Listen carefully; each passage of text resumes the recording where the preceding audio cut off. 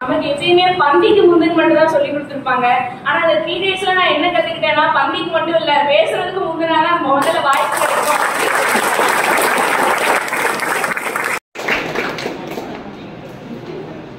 First of all thank you ma'am, இப்படி ஒரு session உங்களுக்காக ஆர்கனைஸ் பண்ணி தந்ததுக்கு தேங்க்யூ மேம். இப்போவே நம்ம எப்பவுமே ஃபீட்பேக் சொல்லும் போது ஒருத்தர் 2 பேர் வருவாங்க. இப்போ நான் 4வது ஆளா நான் நின்று பேசிட்டு இருக்கேன்னா அதுக்கு சார் நீ உன்னைய வாலண்டியர் பண்ணு, அப்போதான் உனக்குள்ள என்ன இருக்குன்னு உனக்கு தெரியும் அப்படின்னு சொன்னாங்க. அதுக்கு தேங்க்யூ சார்.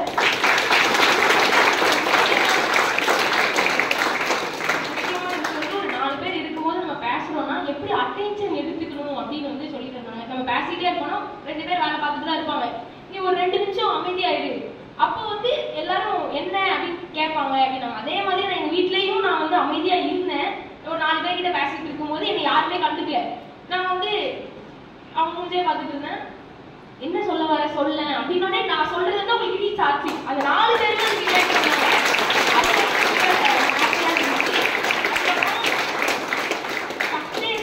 எப்பவுமே வீட்டுக்கு போனோடனே நான் பாட்டுக்கு என் வேலையை பார்ப்பேன்.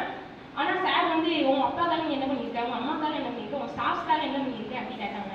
அதுக்கப்புறம் நான் ஃபர்ஸ்ட் டே நான் வீட்டுக்கு போகும்போது எங்க அப்பா வேலை, எங்க அம்மா வேலை, என் வீட்டு வேலை இது வரைக்கும் நான் பண்ணதில்லை.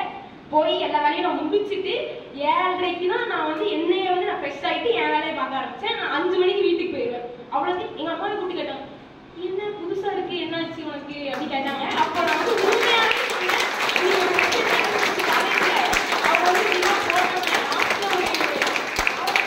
நான் நானாவே இல்லை, அது ரொம்ப புதுசா இருந்துச்சு, நிறைய ஹர்ட் பண்ணிட்டேன், சாரி அப்படின்னு. அப்பவும் அவங்க நீ என்ன ஆச்சுன்னு என்ன அப்படின்னு கேட்டாங்க. இல்லை ஒன்றும் இல்லை அப்படின்ட்டு நான் வந்துட்டேன். அதே மாதிரி இன்னும் ஒரே ஒரு விஷயம், அம்மா நான் உள்ள இருப்பேன், நீ என்னை கூப்பிடும் போது இருங்க வாரேன் அப்படின்னு சொல்லுவேன். இப்போ நான் என்ன பண்ணிட்டு இருந்தாலும் அதை வச்சுட்டு அவங்கள்ட்ட கேட்டுட்டு தான் நான் என்னோட வேலையை பார்த்துட்டேன்.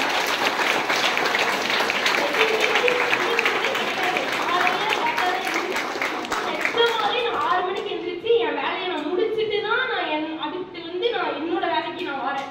சீக்கிரமா பஸ் வருதுன்னா நான் பஸ்ஸுக்கு நான் ஃபோன் பண்ணி கேட்டேன், பஸ் எங்க வருது, பஸ் வந்துட்டா அப்படின்ட்டு. எனக்கு ஒரு ஃபோன் பண்ணி பஸ் வந்துட்டு நீ வெளியே வந்துரு அப்படின்னு சொல்ற வரைக்கும் நான் வீட்டுக்குள்ள தான் இருப்பேன். இப்போ நான் 2 நாளா நான் ஃபோன் பண்ணி பஸ் வந்துட்டா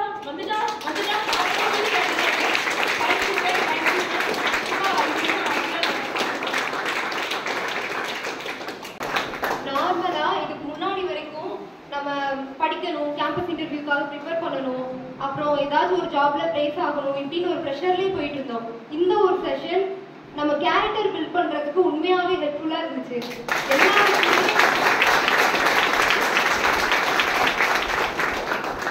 இங்க இருக்கிற ஒவ்வொருத்தருமே கண்டிப்பா இதுல இருந்து ஒண்ணு கண்டிப்பா கத்துக்காம போக மாட்டோம். எல்லாருக்குமே சான்ஸ் கிடைச்சது. எல்லாருமே எந்திரிச்சு அவங்களுடைய கருத்து சொன்னாங்க. அதுவும் இல்லாம ஒரு சின்ன தேங்க்ஸ் சாரின்றதுலாம் சின்னதா நம்ம நினைச்சிட்டு இருப்போம். ஆனா அது சொல்லி எவ்வளவு பெரிய நல்லது நடந்திருக்கு. எனக்குலாம் அது சின்னதா தான் நான் நினைச்சிருந்தேன். சொல்றதுனால நிறைய விஷயம் என் லைஃப்ல மாறுச்சு. அதையுமே நான்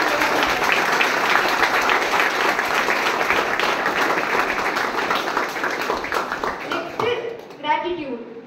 ஃப்ரெண்ட்ஸா இருந்தா தேங்க்ஸ் சொல்ல வேணாம் அப்படின்னு நினைப்போம். ஆனா உண்மையாவே ஃப்ரெண்டா இருந்தாலும் தேங்க்ஸ் சொல்ற போதுதான் அந்த நன்றி உணர்வுன்றது ஃபீல் ஆச்சு. எனக்கு ஃபீல் ஆச்சு சீரியஸா. ஸோ அதையும் நான் கற்றுக்கிட்டேன்.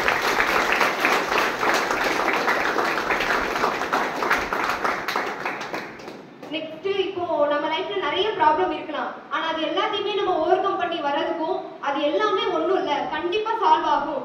எது நடந்தாலும் நன்மைக்கேன்னு நான் நம்புறேன். இதுல இருந்து எனக்கு ஒரு கான்ஃபிடன்ஸ் கிடைச்சது.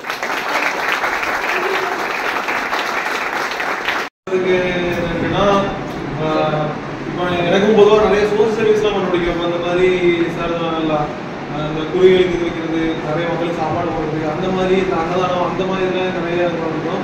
ஸோ அதில் எனக்கு இன்னுமே கொஞ்சம் இன்வால்மெண்ட் நல்லா காட்டணும்னு தோணுது. அதுக்கப்புறம் இந்த 3 நாள் எனக்கு 3 நாள் தான் நிறைய கற்றுக்கிட்ட மாதிரி ஒரு ஃபீலிங் முடிக்கும்போது இருக்கு. நிறைய விஷயங்களை கற்றுக்கிட்டு, அதாவது இதை இம்ப்ளிமெண்ட் பண்ணலாம், நமக்கு அடுத்து எங்கே வேணாலும் ஞாபகம் வரும் அப்படிங்கிறதுக்கு அந்த இதுக்கு இன்னும் ஃபீலிங் அப்படி தான் இருக்கு அந்த மாதிரி. ஸோ அதுக்கு தேங்க்ஸ் சார்.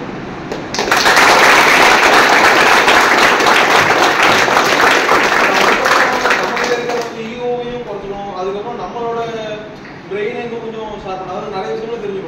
தாண்டி நிறைய விஷயங்கள் நம்ம வந்து இந்த மாதிரி தெரிஞ்சுட்டா சைக்காலஜியும் சரி பர்சனாலிட்டியும் சரி அது நம்ம கற்றுக்கணும் அப்படிங்கிறது கொஞ்சம் தோணுச்சு. அது கூட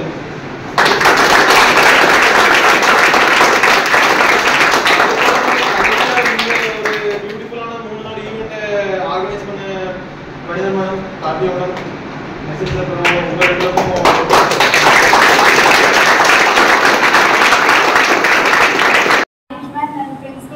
ஸ்டாஃப்ஸ் எல்லாருக்குமே ஸ்டூடெண்ட்ஸ் எல்லாருக்குமே ஃபர்ஸ்ட் ஆஃப் ஆல் தேங்க்யூ தான். நம்ம ஒரு ப்ரோக்ராம் அரேஞ்ச் பண்ணால் எப்படி இருக்கும், முதல்ல சிஎஸ்சி இருப்பாங்க, இசி இருப்பாங்க, ட்ரிபிள் இ, மெக்கானிக்கல் பாய்ஸ் அப்படி தனித்தனியாக தான் இருக்கும். அதாவது அவங்க அரேஞ்ச் பண்ணி வச்சிருப்பாங்க, நம்ம உட்காந்துப்போம். ஆனால் இங்கே வந்து நம்ம தான் அரேஞ்ச் பண்ணி உட்காரவே செஞ்சோம். ஆனால் என்ன இருக்கும், இசி இருக்காங்க, சிஎஸ்சி இருக்காங்க, ட்ரிபிள் இ இருக்காங்க, மெக் இருக்காங்க, ஒரு குரூப்லேயே எல்லாருமே இருக்காங்க. அந்த டீம் மெம்பர்ஸ் எல்லாருமே இருக்காங்க. எனக்கு ரொம்ப சந்தோஷமா இருந்துச்சு.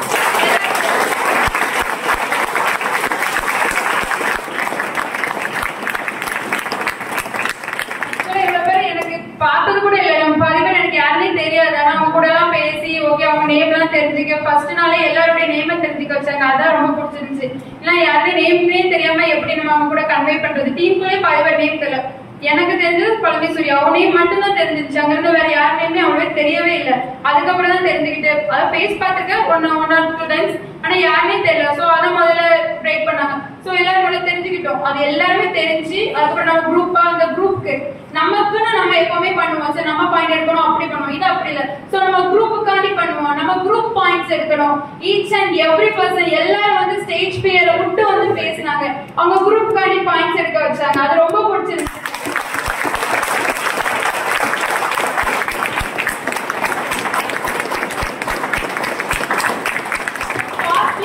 எப்பவுமே பாசிட்டிவா திங்க் பண்ணணும். இப்ப நெகட்டிவ் திங்க் பண்ணா நம்ம ஃபெயில் ஆயிடுவோம் ஃபெயில் தான் ஆகும். அப்படி இல்ல, நம்ம பாஸ் ஆயிடுவோம் அப்படி பாசிட்டிவாவே திங்க் பண்ணணும். அதாவது ஒருத்தவங்களை இப்ப போகும்போது அவங்கள பார்த்தா இப்படி பார்த்துட்டே போகக்கூடாது. அவங்கள பார்த்து ஒரு ஸ்மைல் பண்ணணும். ஸ்மைல் பண்ணா அது என்ன ஒரு சந்தோஷம் இல்லை. இது வரைக்கும் நான் போனா அவங்க பாட்டுக்கு போவாங்க. ஆனா இன்னைக்கு நான் உண்மையில எங்க அண்ணன் பார்த்து அவங்க வந்துகிட்டு இருந்தா எப்பவுமே அவனை பார்த்து அவங்க பாட்டு தான் போவேன். இன்னைக்கு அவனை பார்த்து ஸ்மைல் பண்ணி அவங்கள பேசிட்டு தான் பஸ்ல ஏறினேன். அவ்வளோ ஒரு ஹாப்பியா இருந்துச்சு.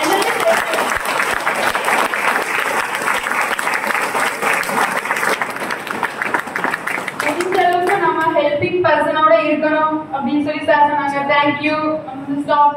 அவங்க கை தட்டுறது எப்படி, அதாவது சொன்னாங்க நீ கை தட்டு, நீ ஆரம்பிச்சாலே போதும் அடுத்தவங்க கண்டிப்பா பண்ணிடுவாங்க, அதை நீ ஆரம்பி அப்படின்னு தான் சொன்னாங்க. அவங்க அதுக்கப்புறம் சொல்லிட்டு போயிட்டாங்க.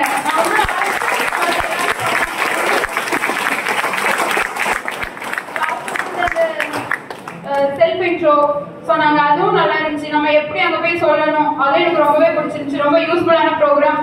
3 டேஸும் நல்ல ஒரு ஸ்மைலா தான் இருக்கு. இன்னுமே அந்த ஒரு இது இருந்துகிட்டே இருக்கு. எங்கம்மா கேட்கறா ஏன் இப்படி சிரிச்சுக்கிட்டே இருக்க வந்து 3 டேஸ். ஆனா அப்படி ஒரு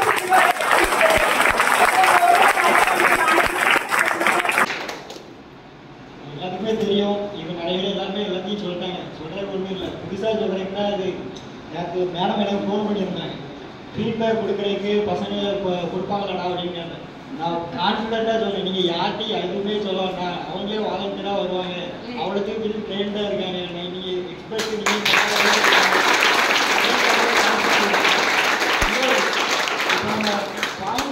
பாயிண்ட்ஸ் வச்சு தான் நம்மளாம் கேம்ஸ் நிறைய கண்டக்ட் பண்ணுவோம். அந்த பாயிண்ட்ஸ்லாம் விட்டு இங்கே இருக்கிற அவ்வளோ பேருமே வின்னர்ஸ் தான் நான் ஜெயிச்சிருக்கோம்.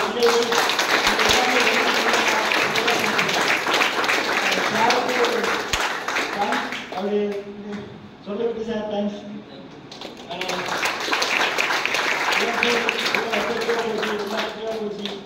கோவத்தை கண்ட்ரோல் பண்ணுறது, ஒவ்வொரு விஷயத்தை எப்படி ஹேண்டில் பண்ணுறது, நம்ம எந்த நேரத்தில் எப்படி இருக்கோம் அப்படிங்கிறது நமக்கே நம்மளை புரிய வச்சுக்கிறது. அந்த மாதிரி ஒவ்வொருத்தரோட எமோஷன்ஸ் ஃபீலிங்ஸ், அந்த ஃபீலிங்ஸுக்குலாம் ஒரு அர்த்தம் இருக்குது. அதை நீங்கள் பேசுகிற இருக்கிறதுல ஒவ்வொரு அர்த்தம் இருக்குது. அதெல்லாம் நீங்கள் புரிஞ்சு ஹேண்டில் பண்ணி நடந்துக்கோங்க அப்படிங்கிறது தான் ரொம்ப ஃபுல்லாக எஃபெக்டிவாக இருந்துச்சு. ரொம்ப ரொம்ப தேங்க்ஸ்.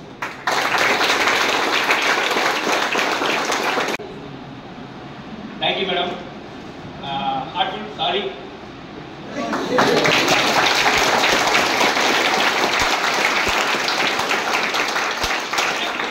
லைஃப்ல பிடிச்ச ஸ்டாஃப் யாருன்னா இந்த அளவுக்கு யாருமே இல்லை. எனக்கு சொல்லி கொடுத்து இந்த மாதிரி நம்ம சின்ன வயசுல நம்ம அம்மா கையை பிடிச்சி எழுப்பிவிட்டு நடக்க சொல்லி கொடுத்துருப்பாங்க. ஆனா கையை கொடுத்து ஒருத்தனை கட்டி பிடிச்சி எப்படி பாசத்தை வெளிக்காட்டணும்னு சொல்லிட்டு சார் சொல்லி கொடுத்தாரு.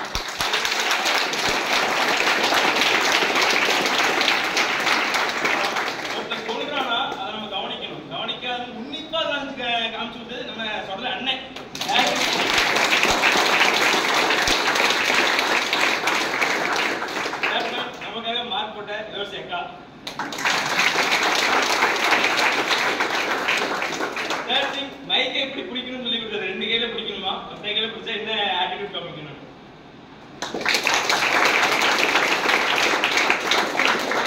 செகண்ட் திங், ஒருத்தங்கிட்ட பொருள் எப்படி வாங்கணும், எப்படி கொடுக்கணும், அதை நம்மளுக்கு கற்றுக் கொடுத்தது. எப்படி பணிவா கேட்கணும், எப்படி பேச வேண்டிய இடத்துல எப்படி பேசணும், அதை நம்ம சொல்லி கொடுத்தது